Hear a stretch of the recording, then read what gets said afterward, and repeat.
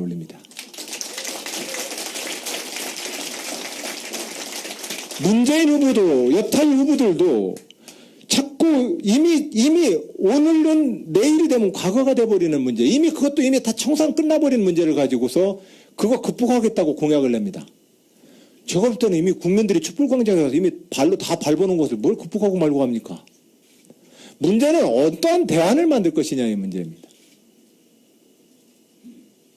제왕적 대통령제의 폐해를 한다면 어떠한 의회 권력을 만들 것인지, 현재의 헌법이 어떻게 작동을 할 때라야만 제왕적 대통령제의 문제를 극복할 것인지.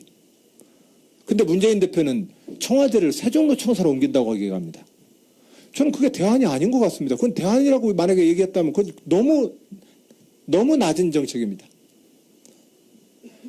지금 87년 60항쟁 헌법 이래로 지금 6분의 대통령을 거치는 과정에서 우리가 말하는 제왕적 대통령제의 폐해의 핵심은 현행 헌법을 어떤 대통령도 지금 안 지키고 있기 때문에 문제입니다. 현행 헌법에 어떠한 정신을 안 지키고 있냐? 대한민국 헌법은 국무회의라는 내각을 구성함에 있어 총리를 먼저 국회에 인준받게 되어 있습니다. 국회에서 이 총리를 인준받는다는 이야기는 뭡니까? 국회의 과반을 점하고 있는 다수파가 이 총리를 지지하게 만들어라 이겁니다.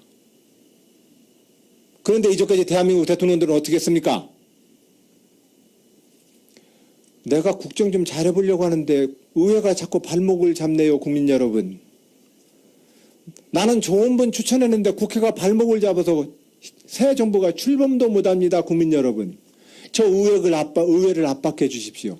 이 수준의 대통령 리더십을 보이기 때문에 이 헌법이 작동이 안 되는 겁니다. 핵심적으로 이 대한민국 현행 헌법은 총리를 국회의회에 인준받게 했으면 국회의 실질적 과반을 점하는 다수파가 총리를 대통령과 협의해서 정해야 된다라고 이 헌법은 해석되는 게 옳습니다. 그리고 이 총리가 장관을 실제로 제청을 해서 국무회의를 꾸리게 돼 있습니다. 그런데 이제까지 모든 대통령들은 내가 대통령 됐으니까 빨리 총리 좀 앉히고, 그리고 장관 누구 시킬까? 지난번에 고생했지? 너도 좀 하고, 그래 너 친구 물게 너무 고생했어. 너 장관 너도 좀 하고, 그래 최순실 씨가 뭘 했어? 그래 그 사람 좀 시키고. 이건 헌법을 위배하는 일입니다. 저는 이 문제는 비단 박근혜 정부에만 국한된 게 아니었고 지난 6번 텀의 모든 정부가 지금 이런 방식으로 헌법을 운영했습니다. 이 헌법은 제가 볼 때는 아무리 봐도 현재의 대한민국 헌법을 작동시킬 수 있는 운영법이 아닙니다. 그런 측면에서 저는 명실상부하게 국회의 과반을 점하는, 의회의 과반을 점하는 다수파들에게 총리의 지명권과 추천권을 저는 줄 계획입니다. 그리하여 그들과 함께 실질적으로 국무회의를 내각 중심제에 준하는 형태로 운영할 것입니다. 이것이 현재 작동하지 않고 있는 대한민국 현재의 헌법을 100% 활용할 수 있는 방법입니다. 제왕적 대통령 문제 때문에 의원내각제 주장합니다. 의원내각제 하면 거기 보스 안 만들어집니까? 현재의 정치 문화와 현재의 리더십 구조에서는 그 보스가 또 다른 소통령이 되어서 또 다른 권력 집중의 폐해는 똑같이 반복될 것입니다. 자, 이렇게 해서 실질적으로 현재의 문제를 극복하는 어떤 틀이 하나 있어야 되고, 또 하나는 더 나아가면은 제왕적 대통령제의 폐해를 한 예로만 된다면 그것을 극복하려면 중앙 집중화된 현재의 대한민국 체제를 자치분권 국가로 넘어가야 합니다. 저는 지방정부를 7년 동안 이끌어왔습니다. 80% 90%가 다 중앙부처 장관이 명으로 정해진 위임된 사무를 받아서 위임된 사무를 할 뿐입니다. 쉽게 말하면 프랜차이즈점입니다. 전자레인지에 2분 데우냐 3분 데우냐 정도의 스킬 외에는 발휘할 게 없는 프랜차이즈점입니다. 이런 식의 지방정부 운영을 가지고는 헌법의 정신을 지킨다고 얘기할 수가 없습니다. 그런 측면에서 적폐청산이라고 하는 것은 실질적으로 이러한 새로운 대한민국 헌법 운영과 대한민국의 미래를 어떻게 운영할지를 놓고 대안을 놓고 얘기할 때라야만 실질적으로 그 적폐는 청산된다. 단순하게 이미 국민들이 이미 심판을 끝내고 거의 정부를 해체 수준에 이르러버리는 그 정부를 뭐 청산하자고 또 얘기합니까? 이미 그 역사는 지금 광화문 촛불광장에서 이미 과거가 되어버렸다는 말씀 올립니다. 예. 그리고 한 가지 식민지, 독재, 전쟁, 분단 뭐 이런 과정을 거치면서 우리가 정말로 많은 상처기들을 우리 국민들은 서로 입고 있습니다. 이 문제를 어떻게 해결할까요? 저는 이거에 대해서 유일한 길은, 왜냐하면 그분들 이미 다 돌아가셔 버렸거든요. 어떻게 살아있어야 어떻게 구속을 하든 뭐 그 벌을 매기지요. 자, 그러면 이 과거는 어떻게 정리할까요? 그것에 이르는 유일한 길은 진실을 밝히는 일이라고 생각을 합니다.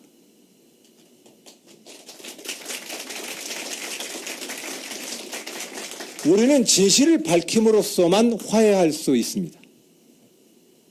그래서 진실과 화해를 위한 과거사 정리위원회 활동은 지난 노무현 정부 말기에 시작되어서 이명박 정부 초반에 4년 반의 임기를 끝으로 위원회가 해산되었습니다만, 그 진실과 화해를 위한 과거사 정리위원회에 그 위원회가 다뤄야 될 우리 현대사 100년의 많은 국가폭력과 그 숨은 진실에 대해서 우리가 밝히고자 하는 많은 국민들의 원한과 억울함의 문제에서 너무나 많은 진실이 묻혀 있습니다.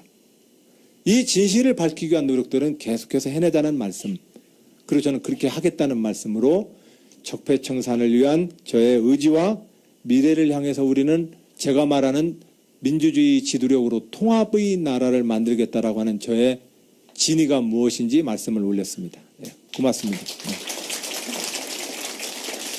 자, 지금 지역에서도 다원 생중계를 좀 하고 있습니다. 여기 계신 분들은 이제 이 객석에 다 못 모셔서 대전, 대구, 광주, 부산에서 이렇게 카페나 작은 사무실에서 3-4 모여서 이 중계 방송을 같이 보고 있습니다. 지역의 다원 생중계 방송에 모여서 함께 참여해 주시는 우리 각각 도시에 있는 시민 여러분, 여러분들 환영한다는 말씀 올립니다. 여러분들, 그분들께도 박수 한번 좀 보내주시기 바랍니다. 우리가 이 토론을 시작한 지 이제 1시간 반 됐습니다. 12시까지 일단 한 다음에 잠깐 쉬는 시간을 갖도록 하겠습니다. 12시까지 가장 쉬는 시간을 하고, 그러나 점심시간은 따로 없습니다. 제가 어제 저녁에 와보니까 점심시간 1시간 잡고 무슨 공연 20분 잡고 해서 5시간 증문즉답 한다고 해놓고 사실은 200분밖에 안 되더라고요. 그래서 그건 양이 안 찬다. 300분 다 하자. 이래가지고 제가 고집을 한 이상 점심시간에도 컵밥을 드시면서 계속해서 우리의 토론은 쭉 계속될 것임을 알려드립니다.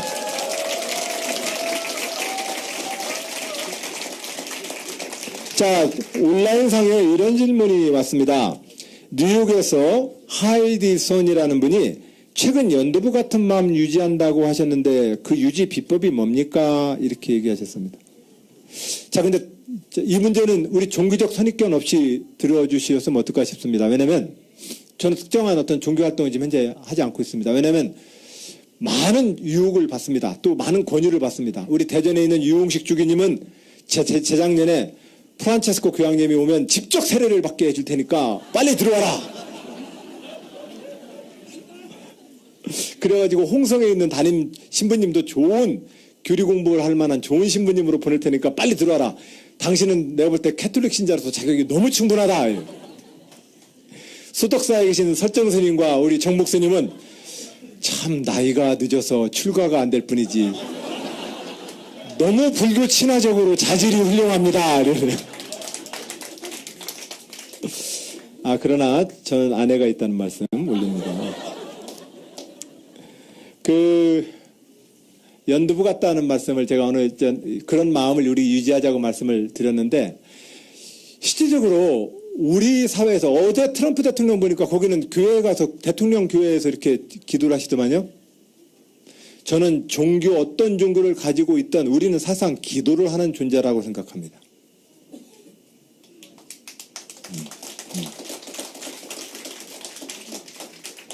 사실은 내가 정말 두려울 때, 내가 너무 수치스러울 때, 내가 너무 막 미움에 의해서 어쩌지 못할 때, 결과적으로 나를 잡아주세요라고 하는 그 기도는 누구나 다 합니다. 그 기도의 대상이 누군지는 모르겠지만 설령 무교라고 종교를 안에 쓰시는 분들마저도 사실은 기도를 다 합니다.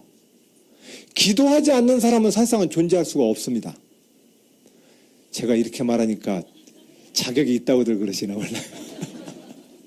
근데 저는 박근혜 대통령이 그 많이 오염을 시켜버리는 영혼에 대해서 매우 관심 있는 사람입니다.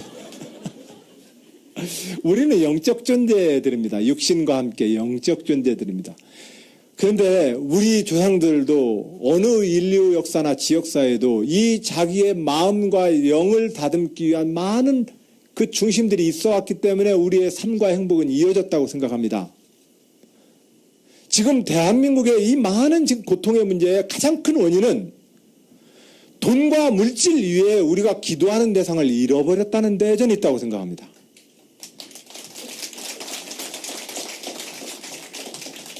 정말 우리는 지금 이 시대의 새로운 대한민국을 향한 저의 모든 정치는 그 물질과 돈과 출세라고 하는 그 이상의 가치를 말하는 정치인이 되고 싶은 겁니다. 그러지 않고선 실질적으로 우리 현실의 문제가 안 풀립니다. 또 현실의 문제에서 우리가 말하는 우리 양우석 감독님 말하고 계시지만 한류와 영화와 문화예술의 그 힘은 이 영혼으로부터 나옵니다. 그리고 그것이 현재 우리에게 수많은 일자리와 산업을 만들고 있는 현실에서 대한민국의 진정한 발전을 위해서도 대한민국의 이 현실의 많은 고통의 치유를 위해서도 우리 정치는 좀 더 영적이며 철학과 가치에 대해서 말하는 시대가 되어야 되지 않을까요?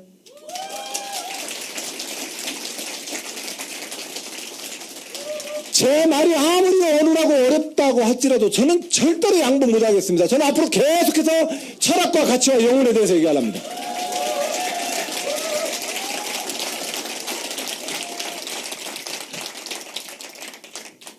사실상 그 기도가 내 마음에 딱딱한 돌멩이처럼 굳는 내 마음의 경화를 막는 거지요. 간이 경화되면 죽습니다. 그럼 마음이 딱딱하게 굳어지면 그 사람도 죽는 겁니다. 왜 이 엄연한 사실에 대해서 우리는 간과합니까? OECD에서 가장 많은 사람이 자살해서 죽는 나라, 전투 한 번을 하지도 않는데도 많은 젊은 병사들이 군대 가서 죽어버리는 나라, 정말로 많은 우리 부모님들이 고독하게 자기 생을 마감하는 나라, 우리가 풀어야 될 문제는 이 문제 아닐까요? 이 문제를 풀기 위해서는 반드시 우리는 거기에 해당되어지는 국가의 재정을 요구합니다만 국가의 돈만 가지고 안 됩니다. 10,000원짜리 지폐다발이라도 뺨 맞으면 기분 나쁩니다. 우리에게는 진정한 따뜻한 그 손길이 필요한 거 아니겠습니까? 돈다발의 뺨이 아니라. 바로 그 가치를 우리는 섞어서 새로운 대한민국을 만들어야 된다.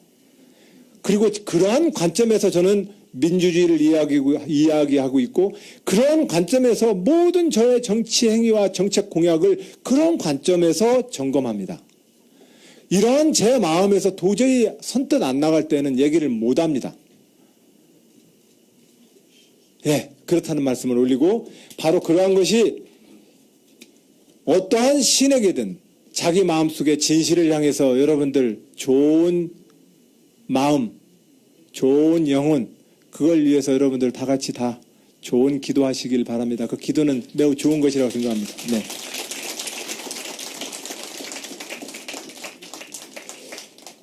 지사님 대통령 하시는 동안 저도 정계 입문하고 싶어요. 오세훈 씨. 노무현 대통령은 정치하지 마라 이랬는데, 예, 정치도 저는 충분히 매력적인 직업입니다.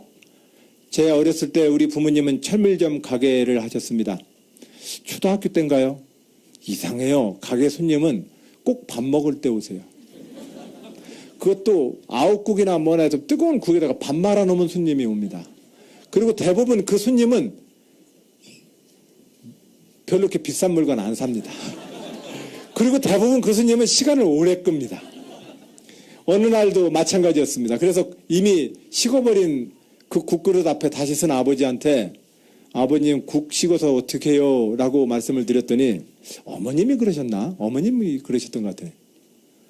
너는 후적 커서 공부 열심히 해서 펜대 굴리고만 살아. 장사하지 마라.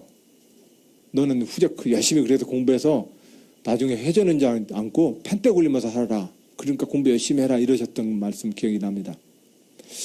근데 지나보니까 인생 어떤 직종이나 다 고생이더라고요. 그래서 스님들이 모든 인생 일체 개고생이다 얘기를 했구나. 예, 어떤 직업이든 사실은 우리 모두에게 다 그만큼의 고통을 똑같이 요구합니다. 그만큼의 감정 노동을 요구하고 그만큼의 나의 어떤 땀을 요구합니다. 그래서 그 직업은 늘 우리를 고통스럽게 하는데, 그러나 정치라는 것도 정치하신다는 분께 말씀을 드립니다. 똑같은 마음이시겠지만 정치라는 직업도 그만큼의 고통과 또 그만큼의 영광이 있습니다. 어느 직종이나 다 마찬가지입니다. 그런 측면에서 미래의 대한민국에 또한 대한민국을 이끌 정치인으로서 오세훈 씨 입문하시길 바랍니다. 예. 격려 말씀 좀 받아주시고요. 자, 11시 37분, 우리가 23분 남았습니다. 온라인에서 조금 질문을 한두 개만 더 받고, 어떤 분이 폭 빠져가네요. 뭐 이렇게 얘기하시는데. 사실은요, 저한테 그런 매력이 있나 봐요. 이상하게 저를 만나면 별로 저를 이렇게 디스를 안 하고 뒷담을 안 까요. 그리고 심지어 다니면서 막 좋다고 그래요. 인정합니까? 예. 예. 우리 이 왼쪽에 많은 언론인들이 오셨는데, 굉장히 자기 감정 표현 안 해요. 근데 이상하게 저에 대해서는 굉장히 많은 애정을 듬뿍 담아서 늘 웃어주셔서,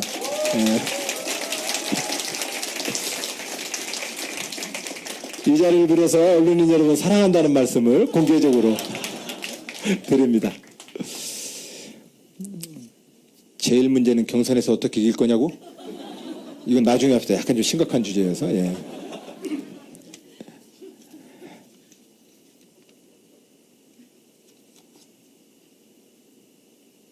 메르스 같은 방역의 미숙함을 어떻게 처리할 거냐. 자, 이건 이제 22분 남은 주제에서는 이 주제로 바로 넘어가면 좀 그럴 것 같습니다. 요즘 직장인들의 저녁 없는 삶에 대한 생각은 어떠십니까? 이렇게 말씀을 하시네요. 예, 손학규 전 대표님이 지난 대선 때 저녁이 있는 삶이라고 하는 이 슬로건은 굉장히 우리 모두가 공감을 했죠. 저는 이 저녁이 있는 삶에 대해서 내가 이 커피와 이 말에 대해서 왜 이렇게 매력을 느낄까? 우리 모든 분들이 다 느끼겠지만 나는 왜 매력을 느낄까? 이렇게 생각을 해보니 역시 저 나름대로 이 슬로건이 다시 해석되기 시작했습니다. 이 저녁 있는 삶은 단순하게 밥 먹는 인간을 떠올리지는 않지 않습니까? 휴식이라고 우리는 얼른 생각할 수 있습니다. 그러나 이 저녁 있는 삶이 밥을 먹는 사람을 떠올리게 하는 것도 아니고 안락한 소파에서 드러눠서 쉬는 사람을 상상하게 만들기도 합니다. 네, 저녁 있는 삶이라는 이 슬로건은.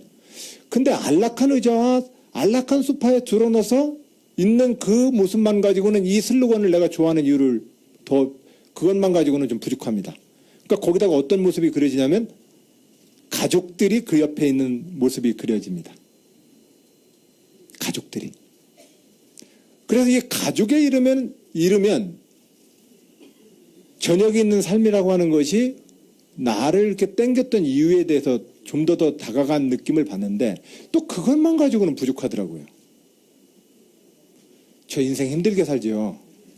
그럼 좋으면 좋은 거지 뭘 자꾸 이렇게 따져가지고 모르겠습니다. 근데 자꾸 이렇게 여러 가지로 생각을 하게 됩니다.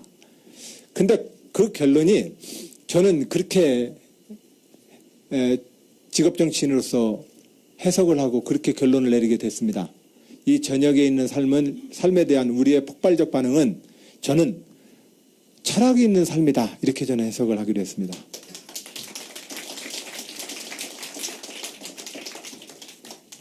이미 120여 년 전에 동학을 창시했던 최재우 선생님이 했던 얘기입니다.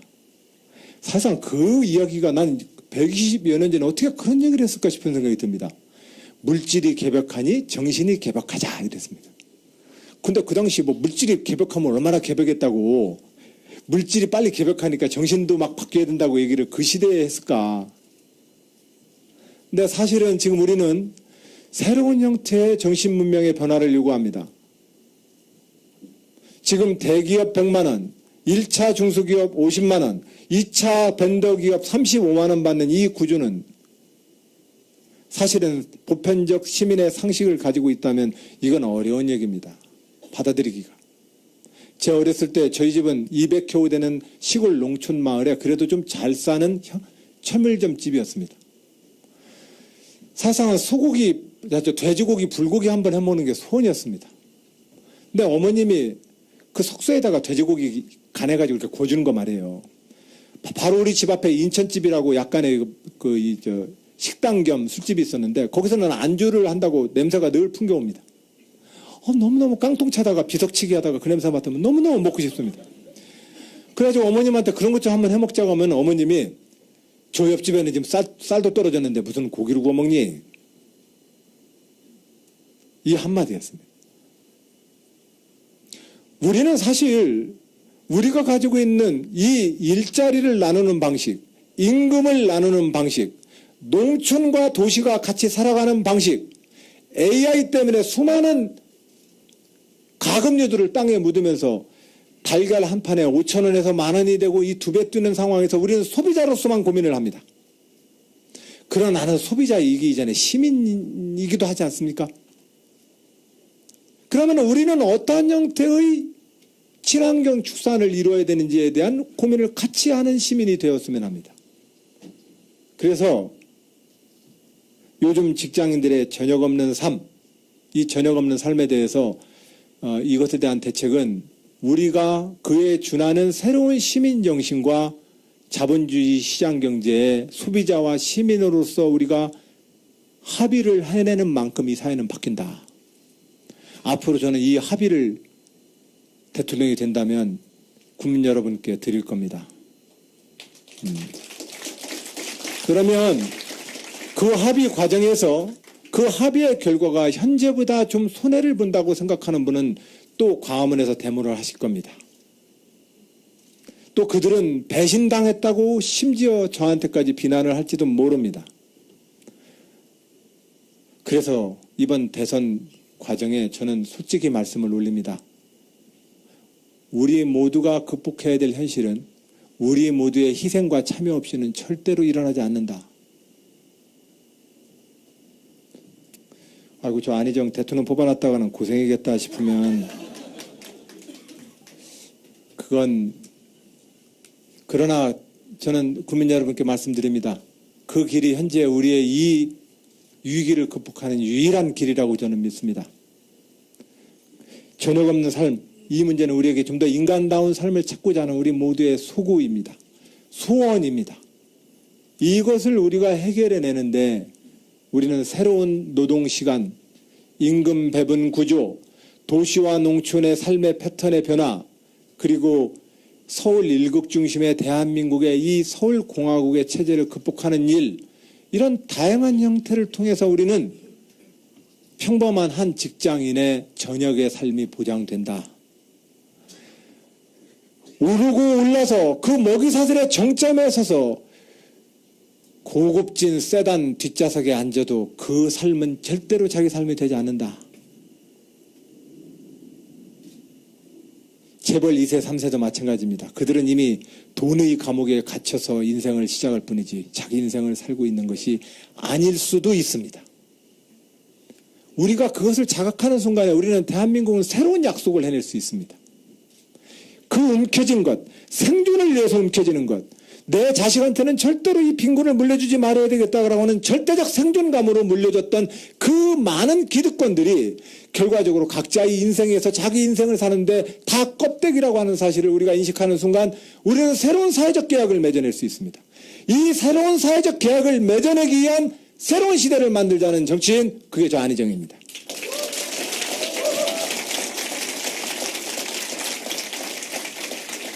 멋진 셰프가 그러하듯 먼저 한번 튀겼다가 삶아야 될지, 눅눅한 불에 오래 삶아야 될지, 그것은 내가 요리하고자 하는 그 메인 디쉬의 성격상 센 불일지 약한 불일지 중탕일지 튀길지 굴지를 결정하는 거 아니겠습니까? 저는 그 일관된 목표에 따라서 제 모든 정책들은, 제 생각들은 그 일관된 민주주의 대한민국의 새로운 시대상을 놓고 이 순서가 지금 정해져 있다는 말씀을 올립니다. 네. 자, 끝으로 여성 한 번만 더 하고 하겠습니다. 예.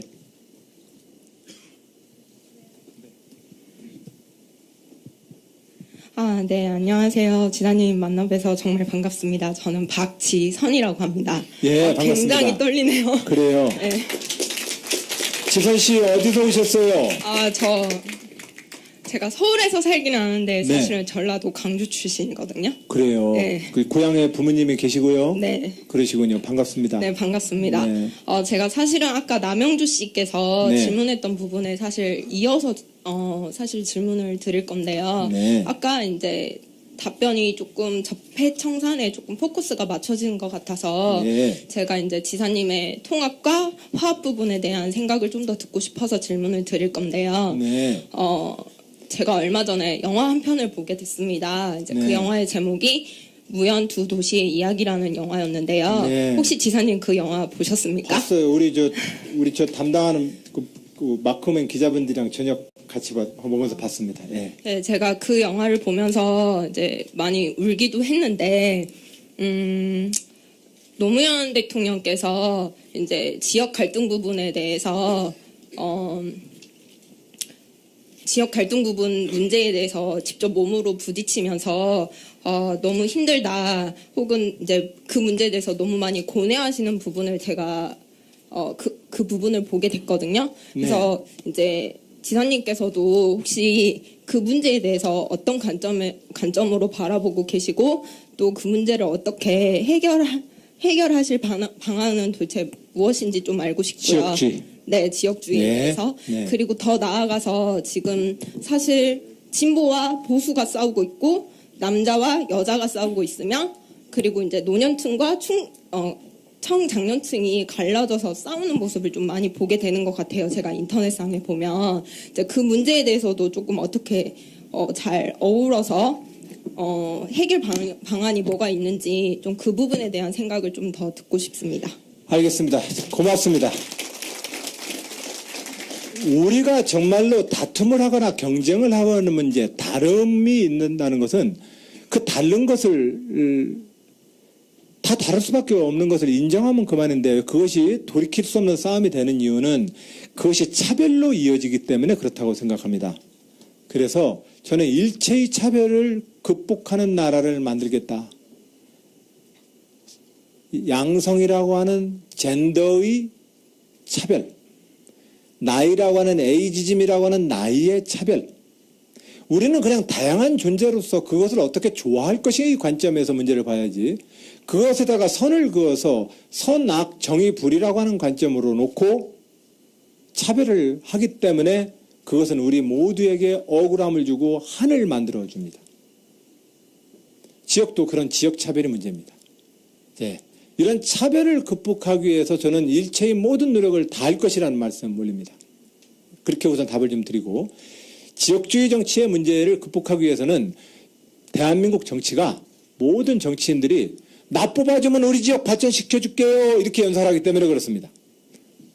우리 지역은 우리 지역에서 대통령을 못 만들었기 때문에 손해보고 있습니다. 여러분, 우리 단결합시다.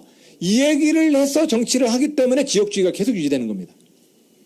저는 그래서 그런 수준 낮은 정치 하지 말라고만 이제까지 얘기했는데, 가만히 보니까 제가 대통령 후보로 도전을 하기 위해서 광주도 가고 부산도 가고 대구도 갔는데, 그 지역 발전의 기회를 찾고자 하는 그 지역 주민들의 요구를 그냥 인정해야 되겠더라고요. 그 인정하려면 어떻게 해야 되느냐? 대신 그러한 마음으로 대한민국 대통령을 자기 지역 사람 뽑아서 자기 지역에 좀 더 유리한 재정과 제도를 만들겠다라고 한다면 그것은 5천만의 투표가 될 수 없습니다. 답은 어떻게 됩니까? 자치분권으로 가면 됩니다. 광주, 전남, 부산, 경남, 대구, 경북 등 권역별 지역 발전에 관련되어진 우리 지역 손해봤어 라고 하는 이 기본적인 개념은 지방정부에게 그 기획결정력을 저는 주겠다. 재정권도 주겠다고 생각을 합니다. 네, 고맙습니다. 한때는 이것을 중선거구제를 통해서 영남에도 민주당이 함께 당선되고 호남에도 한나라당이 같이 당선되면 어떻겠느냐라고 노무현 대통령 때 중선거구제를 통한 선거구제 개편을 통해서 지역주의를 극복하자고 한때 얘기했었는데, 제가 볼 때는 그건 해결책이 안 되더라고요. 가장 더 보면 자기의 행복추구권, 경제적 발전을 통한 행복추구권의 이 요구는 무시해서 되는 문제가 아니거든요. 그러면 그것에 대한 자기 지역의 책임성을 부여해 줌으로써 그 문제를 우리 지역에서 대통령 안 나와서 손해봤어라는 이야기로 안 나오도록 하는 구조를 만들어주는 게 중요하다. 그래서 지방자치분권을 통해서 그러한 지역주의적인 그 정치의 변질 요인을 근원적으로 저는 해결하겠다. 이 말씀을 좀 드립니다. 그것이 지역주의 정치 극복에 저는 가장 유일하다고까지 말하면 좀 오바 같습니다. 제가 현재 생각하고 있는 최선의 방법입니다. 네. 자, 그러면 오전 시간에 점심시간 갖기 전에 우리 이 자리에 변호인의 감독님 양호석 감독님 나와 계십니다. 우리 감독님 한 말씀 좀 부탁드릴까요? 네.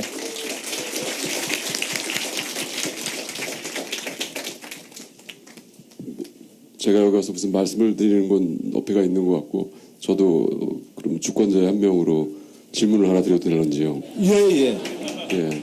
근데 양호석 감독님이 너무 예리하고 너무 모든 문제에 대해서 많은 박씨가 하셔서 좀 갑자기 떨립니다. 아니요, 그렇진 않고요. 너무 어려운 질문. 예. 네. 지사님이 굉장히 잘하시는 분야라고 생각해서 질문 드리는 바입니다. 네. 사실 저도 이제 영화를 연출하고 있지만 이제 월급 주기가 굉장히 빠듯한 이제 직원이 그래도 한 200명 되는 회사의 공동 대표이기도 합니다. 저의 소망은 이제 끊기지 않고 월급을 계속 주는 일인데, 그러다 보니까 이제 저희도 공무원분들을 꽤 많이 만나게 됩니다. 그리고 이제 뭐 이건 이제 개별적인 인상 비평이라 저도 이제 구체적인 예를 들긴 좀 민망하긴 합니다만, 예전에 이제 싱가포르 같은 데서 공무원들을 만나서 일을 해본 경험과 저희가 이제 한국에서 이제 기업을 하면서 공무원들을 만났을 때 느낌이 사실은 좀 아쉬움이 있습니다. 이제 그 아쉬움을 이제 보편적으로 그냥 제가 집어삼켜 보자면 이런 생각이 좀 듭니다. 어느덧 내년쯤 되면 공무원 수가 100만 명에 되더라고요. 경제활동 인구에서 공무원들이 차지하는 수가 굉장히 많은 거죠. 근데 공무원들을 뵐 때마다 느끼는 점은 이분도 이렇게 아까 말씀하셨던 저녁이 있는 삶, 여유 있는 삶을 사는 것 같지도 않고 좀 약간 불행하다는 느낌도 받고 계시고, 또 그렇다고 해서 또 이분들이 저희를 위해서 해주시는 것도 저희도 그렇게 만족스럽게 받지는 못하고 있구나라는 아쉬움이 좀 듭니다. 분들이 일하는 곳, 그 다음에 이제 저희들이 이제 그분들과 같이 일하는 걸 보면서 느낀 게, 이게 공무원들이 일하는 일에 대한 태도하고 방법이 근본적으로 좀 변해야, 그리고 공무원들이 행복해야 저희도 좀 일을 행복하게 할 수 있겠구나라는 생각이 좀 들어서, 대통령이 되신다는 건 사실 좀 구체적으로는 이 100만 공무원 분들의 수장이 되신다고 생각을 합니다. 그래서 단순히 공무원들에게 동기를 부여하고 보상을 한다, 그 이상을 넘어서서 이제는 공무원 문화 전체를 한번 고민을 해주실 때가 아닌가라는 생각이 좀 들어서, 어떤 생각이 갖고 계신지, 특히 충남이 13개 시도 중에서 계속해서 1위 행정 업무 1위를 하셨다고 들었습니다. 뭐 그 뒷받침에는 역시 공무원분들과 어떻게 일을 해나가셨는지가 중요한 일이라고 생각을 하는데 그 부분에 있어서 이제 백만 수장이 되신다면 어떻게 공무원 문화 전체를 개혁해 주시고 이끌어 나가 주실지 약간 이제 조금 제가 이제 사족을 붙인다면 사실 최근에 4차 산업혁명이라는 얘기들이 오고 가고 있습니다. 말은 멋있지만 사실은 일하는 사람들은 더 힘들어진다는 얘기입니다. 여태까지 신경 쓰지 않았던 일을 몇 차로 더 신경을 써야 된다는 얘기이기 때문에 사실 공무원분들의 협조와 이끌 지도 없이는 사실 이 4차 산업혁명이 저는 한국에 자리 잡기가 힘들다고 생각을 합니다. 그런 점에서 공무원 조직 문화 개편에 대해서 어떻게 생각하시는지 여쭤봅니다. 예, 감사합니다. 예. 저는 민주주의 정치인으로서 제 직업 정치가 해야 될 가장 중요한 임무를 컴퓨터나 모바일로 치면은 오퍼레이팅 시스템을 담당하는 직업이라고 생각합니다. 삼성폰에 들어있는 안드로이드 운영체제, 아이폰에 들어있는 iOS 운영체제처럼 이 운영체제를 개선시켜내는 일이 민주주의 정치인들이 해야 될 자기 본래의 영역입니다. 그리고 이런 오퍼레이팅 시스템 위에 시민과 개인과 기업과 문화와 예술과 모든 것들이 이 위에서 작동을 하게 됩니다. 만약에 옛날에 윈도우 버전이나 도스 버전을 가지고 지금 핸드폰을 못 만듭니다. 핸드폰 앱이 작동이 불가능합니다. 이건 오퍼레이팅 시스템의 기본 구조가 끊임없이 버전업되어 있기 때문에 그렇습니다. 지금 저는 말씀드린 것처럼 민주주의라고 하는 이 제도 역량을 높여서 그 위에 정보 분야의 롤과 시장과 기업 영역의 역할과 개인과 기업과 가족과 가정의 역할의 각각의 영역이 가장 활성화되도록 이 민주주의를 버전업시키겠다는 것이 제가 지금 도전하고 있는 대목입니다. 자, 그런 측면에서 지금 현재 정보 분야는 어떤 방식으로 움직여야 될까요? 핵심적으로 지난 박정희 시대의 대한민국의 국가 운영 원리였던 국가주의, 정부 중심, 관주도형 국가체제를 확 바꿔내야 합니다. 저는 지난 7년 동안 지방정부를 이끌면서 정부가 할 수 있는 일과 하지 말아야 될 일을 구분하는 데 모든 시간을 썼습니다. 2010년 제가 도의사 취임하자마자 중앙정부로부터 가장 강력하게 밀고 내려왔던 것은 물가 자발화였습니다. 그러니까 물가 관리팀 만들어가지고 시중에 짜장면값, 미장원에 뭐값 해도 50몇 개 물가가 해가지고 그거 뒤지러 다닙니다. 아, 이런 개발도상국 후진 정책이 어디 있습니까? 이명박 대통령의 국가 운영이 그렇다는 겁니다. 예. 내가 후지라고 얘기했나 지금? 이거 뭐 공식 방송 아니기 때문에 여러분 약간 제가 좀 단어가 좀 격했더라도 용서하시길 바랍니다. 어쨌든 그랬다는 겁니다. 예. 그런 점에서 이 정부 혁신의 가장 핵심은 정부가 정유치해야 합니다. 근데 이 정부가 정유치를 하다 보면 어떤 문제가 생기냐면 지금 우리가 모두 얘기하는 것처럼 청와대와 정치와 정부가 정유치를 하려고 해보니까 정부의 기준의 역할을 누가 조종하게 되느냐? 자본, 재벌, 대기업이 여기에 대한 더 지배력을 높인단 말입니다. 법관도 퇴임하면은 어디 무슨 로펌 가야죠. 검사도 못 벗으면 어디 로펌 가야죠. 그 로펌에 대해서 가장 물주는 자본 가지고 있는 분이죠. 언론사도 광고 들어와야 되는데 그 광고 문제는 역시 또 재벌과 대기업이 하죠. 그러니까 민주주의 정치가 이 정부를 정유치시킨다고 후퇴하는 순간에 기존에 있었던 국가의 정부의 역할을 자본이 먹어버리더라 이겁니다. 저 이거 막으랍니다.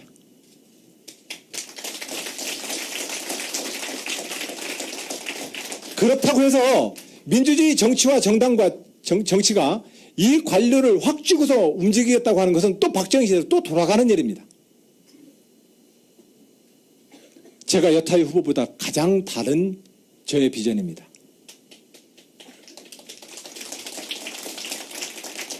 한 후보는 세게 잡아가지고 좋은 정치를 해보겠다고 지금 주장하고 계시는 거고, 한 후보는 그냥 하여튼 잘해보시겠다는 거고, 예.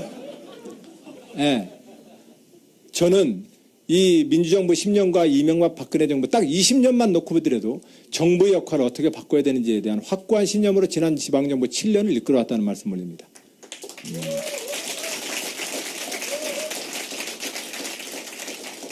그래서 지금 현재 공무원 수의 많고 적고 허재영 교수님 이 100만 명이 지금 전체 공공기관까지 지금 포함해서 100만 명이던가요? 그 정도 됩니까? 공공기관까지 포함해서. 예. 충청남도에는 정책자문위원회가 있습니다. 노무현 정부 때에도 국정자문위원회가 있었는데 노무현 정부 때 국정정책자문위원회를 보니까 이런 문제가 있더라고요. 이렇게 들리는 얘기가. 왜냐하면 집에서 놀고 있어도 얘기가 들리지 않습니까? 부처의 장관님들은 청와대가 무슨 위원회를 만들어가지고는 교수님들이나 현실 모르는 분들이 모여가지고 이상적인 아이디어만 내가지고 되는 일이 없다. 관가에서는 그렇게 얘기가 나오고 여기에 참여했던 시민 지도자들과 교수들과 전문가들은 노무현 대통령이 공무원한테 둘러싸여가지고 내가 아무런 역할을 못해서 불만이다. 그러니까 양쪽 모두로부터 이런 얘기가 들리더군요. 그래가지고 충청남도 정책자문위원회는 실국장들과 우리 교수진이 아예 한 몸으로 붙어서 살도록 만들었습니다. 그 정책자문위원회가 저는 한 200분가량 되는데 교수님들과 농업이면 농업을 가장 오랫동안 잘 지어온 농업 지도자들, 농민들, 그러니까 현장 전문가들과 연구 전문가들을 모아서 정책자문단을 약 180분가량을 구성해서 실국별로 위원회별로 묶어서 실국이 신규 사업을 하려면 그 정책자문위원회와 반드시 토론을 해서 예산계획과 정책계획을 세우도록 했고 어떤 정책자문위원님 그냥 1년에 한 번 정도 그냥 와서 명예직으로 좀 하고 이렇게 충청남도 무슨 자문위원 나 이런 줄 알고 왔는데 완전히 과로사할 지경입니다. 내가 공무원입니까? 그러한 정책자문운영위원회를 이끌고 계시는 허재영 교수님입니다. 여러분 자랑스럽게 여러분께 소개해드립니다. 2010년 제가 4대강 사업 때문에 많은 어려움에 처했습니다. 정치적으로. 안희정이 4대강 반대한다고 선거 때 했는데 지금 입장이 까리까리하다. 애가 도지사되더니 이제 바뀐 것 같아. 안희정이 그럴 리가 있나. 쟤는 계속 반대일 거야. 이런 와중에 제가 계속해서 고통스럽게 양쪽으로부터 치달을 때 허재영 교수님이 원래 이제 토목과 수자원 문제에 대해서 전문가십니다. 1군의 전문가를 모셔놓고 라이언 일병 구하는 심정으로 이 문제를 우리가 맡겠다 해가지고 팀을 짜가지고 저한테 오셨어요. 그래서 4대강 사업에 대한 저희 도나름의 전략과에 따라서 이명박 정부한테 협상하자 이래가지고 제안을 했는데 협상안을 보냈더니 청와대가 그 이튿날 슬쩍 흘렸습니다. 안희정이 무조건 반대는 아니다. 입장 전환했다. 이래가지고는 돌려서 4대강 사업에 안희정 입장 바뀌어. 이래가지고는 이제 언론에 이렇게 막 나가니까 제가 또 한 달 반가량 인터넷으로 좀 두드려 맞았습니다. 또. 하여튼 그랬던 교수님이신데 현재 충청남도는 모든 사람들이 대한민국이 한번 싸우고 나서는 뭐 통과돼 버리면 뒤 안 돌아보고 그냥 다음 주제로 넘어갑니다. 그러나 우리가 누굽니까? 절대로 문제의식을 갖고 물면 안 넣습니다. 우리는 지난 4년 동안 4대강 금강 수계를 모니터링하기 위해서 4년 동안 팀을 짜서 4년 동안 금강 사업 이후에 금강 수계의 수질 환경에 대한 모니터링의 데이터를 축적해서 올해 중앙정부한테 맞짱 토론하자고 좀 제안했습니다.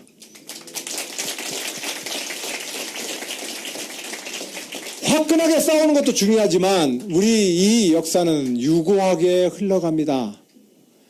축적할 필요가 있습니다.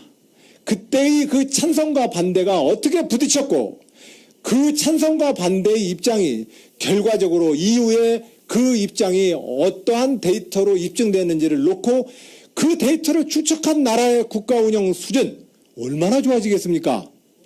제가 바로 그 대한민국의 미래를 만들고 있다 이 말씀을 좀 드립니다. 자, 그런 점에서 공무원 수와 정보 분야의 혁신에 대해서 저는 전적으로 동의합니다. 저는 그런 점에서 이런 일회성, 관주도형으로부터 벗어나기 위해서 이러한 협업 구조를 끊임없이 통해서 정보 분야의 혁신을 꾀해왔다는 말씀을 첫 번째로 드리고, 두 번째로 제가 계속해서 꾀하고 있는 것은 세월호 때도 마찬가지지만 진도 VTS나 이런 곳의 가장 큰 문제는 대한민국의 군대도 저는 걱정입니다. 공무원들은 기본적으로 한 보직에서 1년 이상을 없습니다. 1년 좀 지나면은 다음번 보직으로 계속 징검다리를 합니다. 왜? 근무 평정 제도를 잘 받기 위해서 그 보직을 계속해서 옮겨 다녀야 합니다. 결과적으로 대한민국은 지난번 어느 비숍, 영국 왕실 지리학회의 비숍 여사가 조선과 그 이웃 나라들이라는 책에서 1894년 조선을 여행했던 소감을 딱 한마디로, 조선의 모든 사람은 한양을 중심으로 살아간다. 지방 관리로 임명된 관리자들도 자기의 부임지에 도착하자마자 임금님이 살고 있는 한양을 북쪽을 향해서 절을 한다. 조선은 한양을 향해서 모두가 절을 하고 모두가 한양을 향해서 걷는 나라다. 조선은 한양 중심의 나라다. 이렇게 조선을 표현했습니다. 오늘날 대한민국 정부와 공직 분야는 뭐냐? 매우 유감스럽게도 9등급이라고 하는 2000년 넘은 주나라 때의 그 구품계 조직이 아직도 살아있는 가장 역사와 전통을 자랑하고 있는 관료 조직입니다. 그래서 모든 공무원들은 들어오는 순간 매 철마다 이 승진을 위해서 살아갑니다. 대한민국 모든 사람들이 한양을 향해서 걷는 것처럼 모든 공무원 조직은 이 9등급 체제 내에서 승진을 위해 살아갑니다. 이래서는 정부 분야의 혁신 효과가 나오지 않고 정부의 효율은 나오지 않습니다. 그래서 저는 지방정부의 차원에서 이 9등급제를 확 없애버리고 싶었는데 그건 국가공무원법상의 개정사항이어서 제 입만 가지고는 안 됐습니다. 그래서 저는 근무평정제도, 즉 공무원들의 인사평정제도를 보직 순서로 꽃보직을 받아야 좋은 점수 받는 이 인사관행을 깨고 각각의 어떤 보직에서라도 자기가 업무 성과를 내면 좋은 점수를 받아서 승진할 수 있는 인사평정제도를 만들었습니다. 정부 혁신해야 합니다. 정부는 정부답게 정유치해야 합니다. 시장과 기업과 시장의 경쟁 질서가 주는 그 효율과 합리성은 우리는 존중해야 합니다. 더 이상 관주도형 국가체제로는 안 됩니다. 그런 점에서 정부는 혁신되어야 합니다. 그러나 그동안 정부가 제공하지 못한 사회적 서비스는 좀 더 확대되어야 합니다. 그런 점에서 제가 이끄는 정부는 기존의 낡은 정부로부터는 혁신되어서 줄어드는 정부이겠지만 사회적 서비스와 복지 측면에서는 더 확대된 큰 정부가 될 것입니다. 그러니 얘기가 좀 어렵습니다. 작아진다는 게요, 커진다는 게요. 예, 그 금융은 기능으로는 강력해질 것이고 간섭의 종류로는 작아지게 될 것입니다. 예, 감사합니다.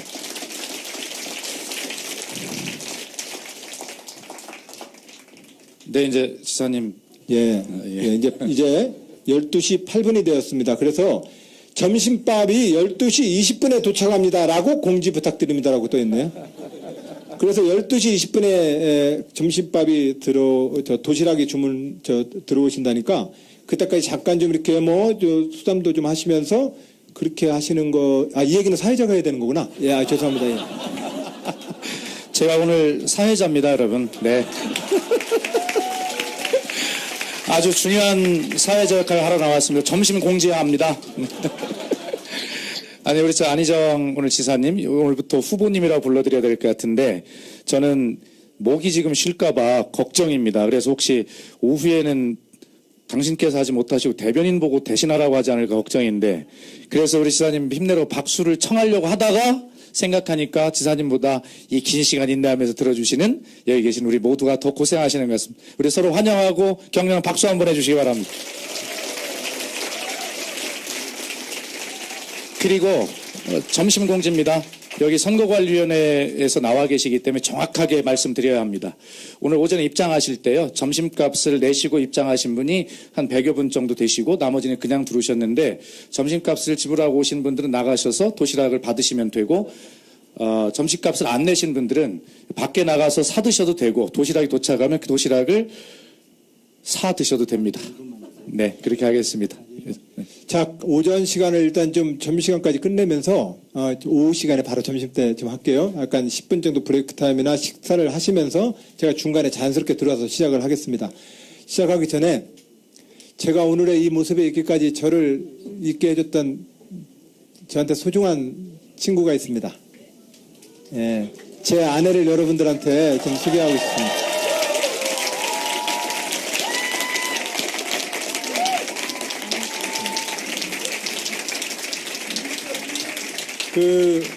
사실상은 두 아들도 이 자리에 와 있는데 우리 두 아들은 사실상은 자기들 또 사회생활도 좀 하고 해야 돼서 지금 뭐 너무 이렇게 얼굴이 이렇게 알려지는 것은 본인들도 좀 불편해하는 것 같아서 두 아들만 이 자리에 같이 있다는 말씀을 올리겠습니다.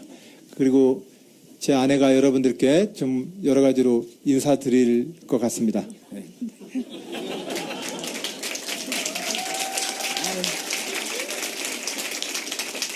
안녕하세요. 반갑습니다.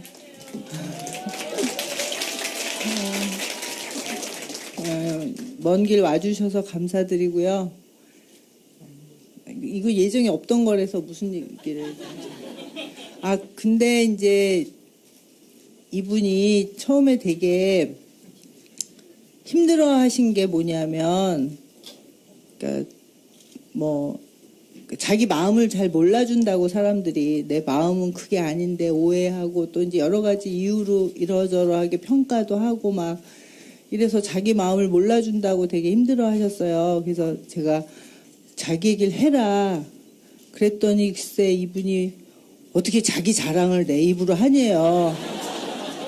그래서 제가 당신 얘기를 하라 그랬지 내가 언제 자랑을 하라 그랬냐. 그러니까 이 충청도 사람한테는 내 얘기를 허심탄회하게 하는 거는 뭔가 자랑하는 것 같은 그런 착각들과 아니면 다른 편으로 보면 하나의 이제 억압일 수 있겠죠. 이제 그런 게 있으신가 봐요. 그래서 내가 좋은 상품, 그러니까 냉장고가 가만히 있으면은 아무도 안 사는 것처럼 이 냉장고의 기능은 이거고 이 냉장고는 이런 장점과 기능이 있고 그걸 누군가 말해줘야지 사람들이 나한텐 이게 필요하니까 이걸 사고 저게 필요하니까 저걸 사고 이럴 거 아니냐. 근데 입 꾹 다물고 앉아서 내 진심을 사람들이 알아주기를 바라고만 있으면 그게 어떻게 가능하냐.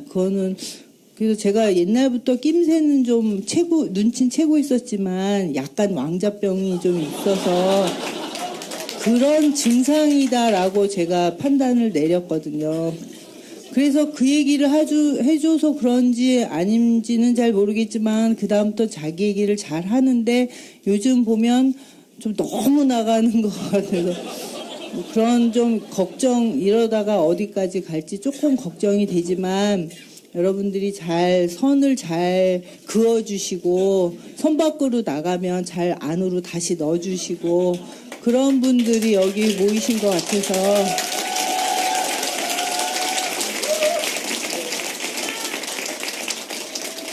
그래서 너무 감사드리고요. 오래오래 끝까지 잘 밀고 당겨 주셔서 같이 갈 수 있는 데까지 같이 멀리 나가봤으면 좋겠습니다. 감사합니다. 고맙습니다. 그리고 여보세요.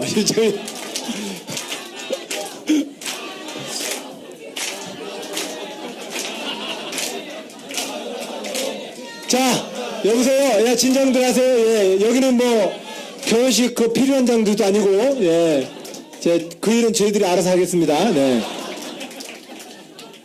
예, 하여튼, 그러면 오전 시간 이렇게 해서 좀 마치고 점심 시간에 쉬는 시간을 좀 갖고 컵밥으로나 도시락으로 점심을 같이 드시도록 하겠습니다. 여기 계신 모든 분들 이렇게 함께 해주셔서 감사드리고, 오전 시간 어떠셨어요? 예, 재밌었나요? 바로 이게 새로운 나라라고 생각을 합니다. 예, 감사합니다. 네.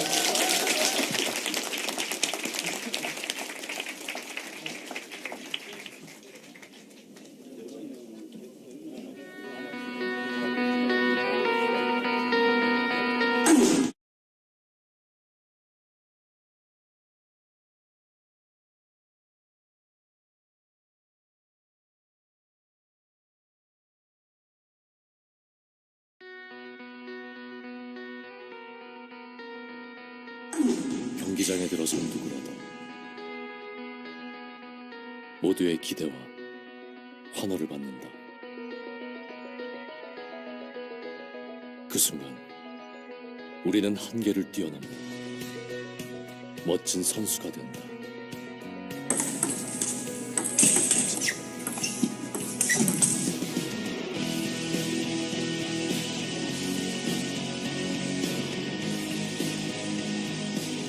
힘차게 스매시, 열정으로 세상을 향해.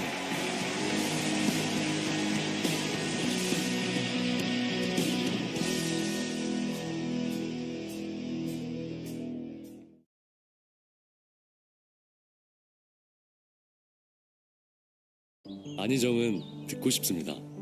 아이고 오셨어요. 아이고 오셨어요. 이렇게 할까요 내가? 응? 내가 정당하고 바르고 옳게 하는 그런 마음을 가지고 그런 일을 하는 사람이 애국자지. 이 안희정 지사가 꽃중년 스타일이세요. 정치라는 게 좀 삶과 가까웠으면 좋겠어요. 바다와 같이 언제나 도민들한테 함께 사는 모습을 한번 펼치는 세상을 한번 만들었으면 좋겠다. 충청남도의 어떤 정책을 보면 도지사님의 그런 한결같은 나눠줄 수 있는 마음이 되는 그런 것이 너무 고맙죠. 농민의 한 사람으로서 농민을 생각하시는 분이구나. 약속을 지키시는 분이기 때문에 좋아합니다. 충청이 주신 큰 사랑. 충청의 선택은 대한민국의 새로운 미래라는 믿음. 그 믿음에 보답하겠습니다. 충청의 대표 선수 기호 2번 안희정. 그리고 뭐 어렸을 때 저 초등학교 중학교 때도 뭐 대학교 뭐 형 누나들이 막 7턴 맞아가면서 하는 거 저 보면서 컸거든요. 근데 이제 그런 분들이 어떤 고생을 해서 어떤 대한민국을 만들었는지를 비로소 좀 알게 된 것 같아요.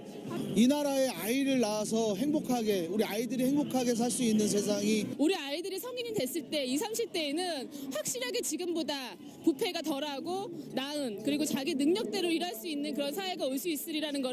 국민이 요구하는 것이 있다라는 것을 보여주는 정치, 될 수 있다, 희망이 있는 국민을 어려워하는 정치, 그리고 국민이 바라는 그런 원하는 정치를 해줄 수 있는 꿈을 찾기 위해 외국으로 나갈 필요가 없는 대한민국 내에서도 꿈을 찾을 수 있는 그런 나라가 됐으면 좋겠어요. 권력 있는 사람과 권력 없는 사람이 확실히 나눠지지 않고 모두가 행복하게 살아가는 세상이 됐으면 좋겠습니다. 좋은 대통령이 당선이 돼서 제가 말한 것처럼 평화롭고 행복한 나라가 하루빨리 됐으면 좋겠네요. 나쁜 사람을 잘 혼내줄 수 있고 큰 벌을 줄 수 있는 좀 정의롭고 착한 사람이 대통령이 됐으면 좋겠어요.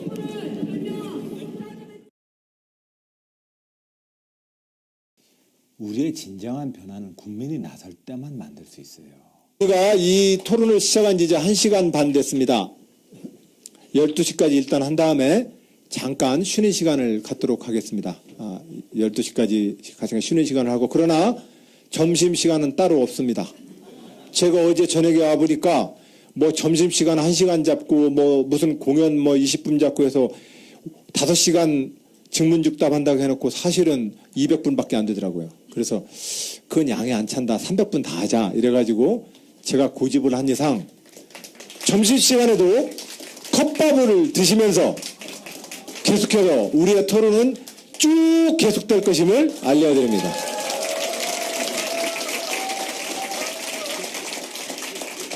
자, 온라인상에 이런 질문이 왔습니다. 뉴욕에서 하이디 손이라는 분이 최근 연두부 같은 마음 유지한다고 하셨는데 그 유지 비법이 뭡니까? 이렇게 얘기하셨습니다. 자, 근데 이 문제는 우리 종교적 선입견 없이 들어주셨으면 어떨까 싶습니다. 왜냐하면 저는 특정한 어떤 종교활동을 지금 현재 하지 않고 있습니다. 왜냐하면 많은 유혹을 받습니다. 또 많은 권유를 받습니다. 우리 대전에 있는 유홍식 주기님은 재작년에 프란체스코 교황님이 오면 직접 세례를 받게 해줄 테니까 빨리 들어와라. 그래가지고 홍성에 있는 담임 신부님도 좋은 교리 공부를 할 만한 좋은 신부님으로 보낼 테니까 빨리 들어와라. 당신은 내가 볼 때 캐톨릭 신자로서 자격이 너무 충분하다. 소독사에 계신 설정 스님과 우리 정목 스님은 참 나이가 늦어서 출가가 안 될 뿐이지 너무 불교 친화적으로 자질이 훌륭합니다. 이러네요. 그러나 저는 아내가 있다는 말씀 올립니다. 연두부 같다는 말씀을 제가 오늘 그런 마음을 우리 유지하자고 말씀을 드렸는데, 실질적으로 우리 사회에서 어제 트럼프 대통령 보니까 거기는 교회에 가서 대통령 교회에서 이렇게 기도를 하시더만요. 저는 종교 어떤 종교를 가지고 있던 우리는 사실상 기도를 하는 존재라고 생각합니다.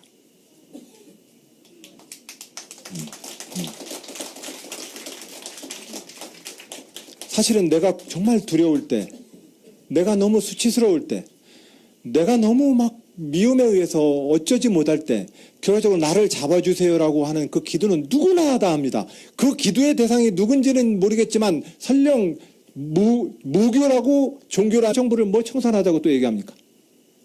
이미 그 역사는 지금 광화문 촛불광장에서 이미 과거가 되어버렸다는 말씀 올립니다.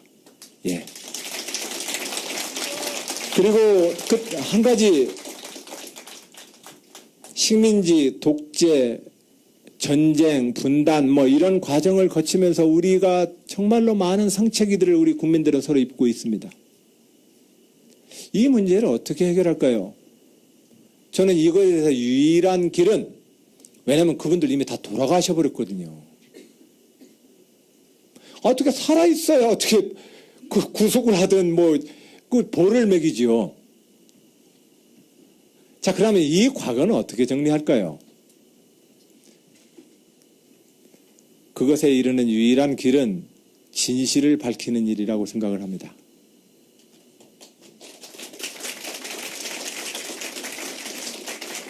우리는 진실을 밝힘으로써만 화해할 수 있습니다.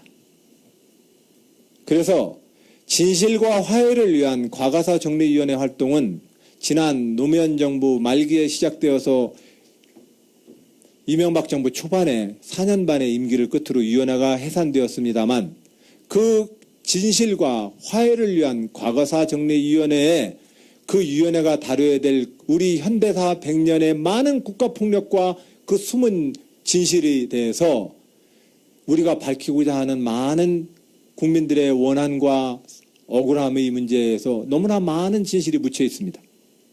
이 진실을 밝히기 위한 노력들은 계속해서 해내자는 말씀, 그리고 저는 그렇게 하겠다는 말씀으로 적폐청산을 위한 저의 의지와 미래를 향해서 우리는 제가 말하는 민주주의 지도력으로 통합의 나라를 만들겠다라고 하는 저의 진의가 무엇인지 말씀을 올렸습니다. 네, 고맙습니다. 네. 자, 지금 지역에서도 다원 생중계를 좀 하고 있습니다. 여기 계신 분들은 이제 이 객석에 다 못 모셔서 대전, 대구, 광주, 부산에서 이렇게 카페나 작은 사무실에서 3-4 모여서 이 중계 방송을 같이 보고 있습니다. 지역의 다원 생중계 방송에 모여서 함께 참여해 주시는 우리 각각 도시에 있는 시민 여러분, 여러분들을 환영한다는 말씀 올립니다. 여러분들, 그분들께도 박수 한번 좀 보내주시기 바랍니다.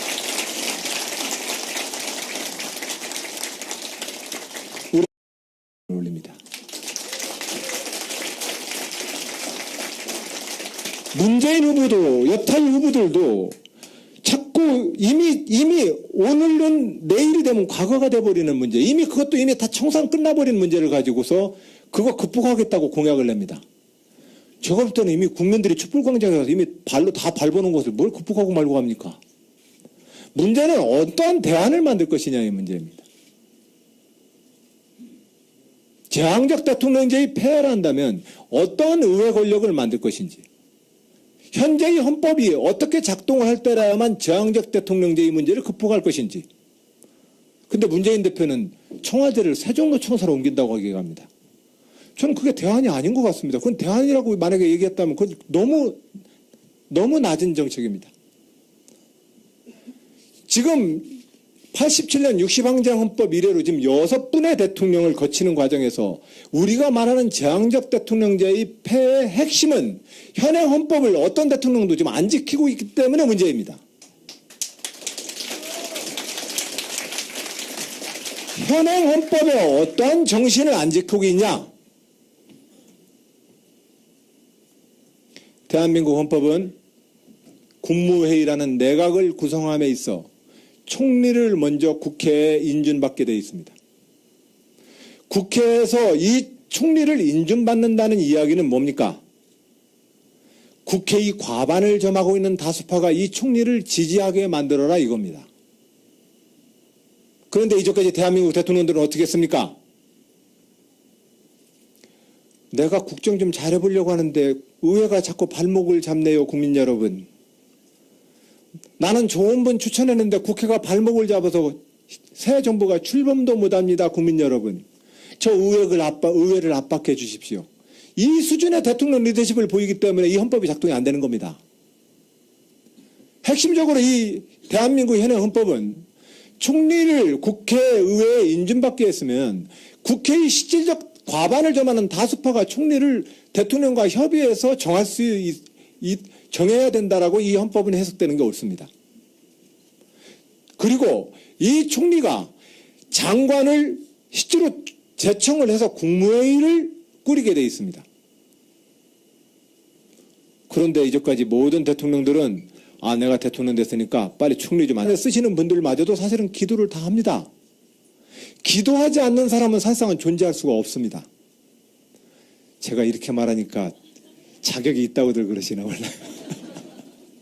근데 저는 박근혜 대통령이 그 많이 오염을 시켜버리는 영혼에 대해서 매우 관심이 있는 사람입니다. 우리는 영적 존재들입니다. 육신과 함께 영적 존재들입니다. 그런데 우리 조상들도 어느 인류 역사나 지역사에도 이 자기의 마음과 영을 다듬기 위한 많은 그 중심들이 있어 왔기 때문에 우리의 삶과 행복은 이어졌다고 생각합니다. 지금 대한민국의 이 많은 지금 고통의 문제의 가장 큰 원인은 돈과 물질 위에 우리가 기도하는 대상을 잃어버렸다는 데 저는 있다고 생각합니다.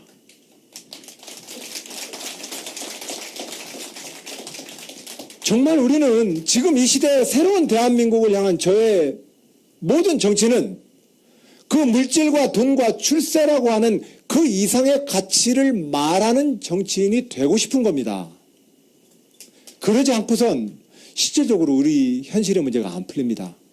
또 현실의 문제에서 우리가 말하는 우리 양우석 감독님 하고 계시지만 한류와 영화와 문화예술의 그 힘은 이 영혼으로부터 나옵니다. 그리고 그것이 현재 우리에게 수많은 일자리와 산업을 만들고 있는 현실에서 대한민국의 진정한 발전을 위해서도 대한민국의 이 현실의 많은 고통의 치유를 위해서도 우리 정치는 좀 더 영적이며 철학과 가치에 대해서 말하는 시대가 되어야 되지 않을까요?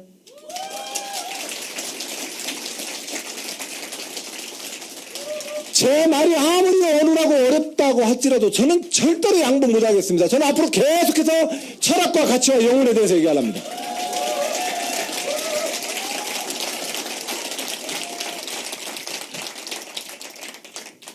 사실상 그 기도가 내 마음에 딱딱한 돌멩이처럼 굳는 내 마음의 경화를 막는 거지요. 간이 경화되면 죽습니다. 그럼 마음이 딱딱하게 굳어지면 그 사람도 죽는 겁니다. 왜 이 엄연한 사실에 대해서 우리는 간과합니까? OECD에서 가장 많은 사람이 자살해서 죽는 나라, 전투 한 번을 하지도 않는데도 많은 젊은 병사들이 군대 가서 죽어버리는 나라, 정말로 많은 우리 부모님들이 고독하게 자기 생을 마감하는 나라 치고, 그리고 장관 누구 시킬까? 자, 지난번에 고생했지? 너도 좀 하고, 그래 너 친구 물게 너 너무 고생해. 너 장관 너도 좀 하고, 그래 그래 최순실 씨가 뭘 했어? 그래 그 사람 좀 시키고. 이건 헌법을 위배하는 일입니다. 저는 이 문제는 비단 박근혜 정부에만 국한된 게 아니었고 지난 6번 텀의 모든 정부가 지금 이런 방식으로 헌법을 운영했습니다. 이 헌법은 제가 볼 때는 아무리 봐도 현재의 대한민국 헌법을 작동시킬 수 있는 운영법이 아닙니다. 그런 측면에서 저는 명실상부하게 국회의 과반을 점하는, 의회의 과반을 점하는 다수파들에게 총리의 지명권과 추천권을 저는 줄 계획입니다. 그리하여 그들과 함께 실질적으로 국무회의를 내각 중심제에 준하는 형태로 운영할 것입니다. 이것이 현재 작동하지 않고 있는 대한민국 현재의 헌법을 100% 활용할 수 있는 방법입니다. 제왕적 대통령 문제 때문에 의원내각제 주장합니다. 의원내각제 하면 거기 보스 안 만들어집니까? 현재의 정치 문화와 현재의 리더십 구조에서는 그 보스가 또 다른 소통령이 되어서 또 다른 권력 집중의 폐해는 똑같이 반복될 것입니다. 자, 이렇게 해서 실질적으로 현재의 문제를 극복하는 어떤 틀이 하나 있어야 되고, 또 하나는 더 나아가면은 제왕적 대통령제의 폐해를 한 예로만 된다면 그것을 극복하려면 중앙 집중화된 현재의 대한민국 체제를 자치분권 국가로 넘어가야 합니다. 저는 지방정부를 7년 동안 이끌어왔습니다. 80% 90%가 다 중앙부처 장관이 명으로 정해진 유임된 사무를 받아서 유임된 사무를 할 뿐입니다. 쉽게 말하면 프랜차이즈점입니다. 전자레인지에 2분 대우냐 3분 대우냐 정도의 스킬 외에는 발휘할 게 없는 프랜차이즈점입니다. 이런 식의 지방정부 운영을 가지고는 헌법의 정신을 지킨다고 얘기할 수가 없습니다. 그런 측면에서 적폐청산이라고 하는 것은 실질적으로 이러한 새로운 대한민국 헌법 운영과 대한민국의 미래를 어떻게 운영할지를 놓고 대안을 놓고 얘기할 때라야만 실질적으로 그 적폐는 청산된다. 단순하게 이미 국민들이 이미 심판을 끝내고 거의 정부를 해체 수준에 이르러버리는 그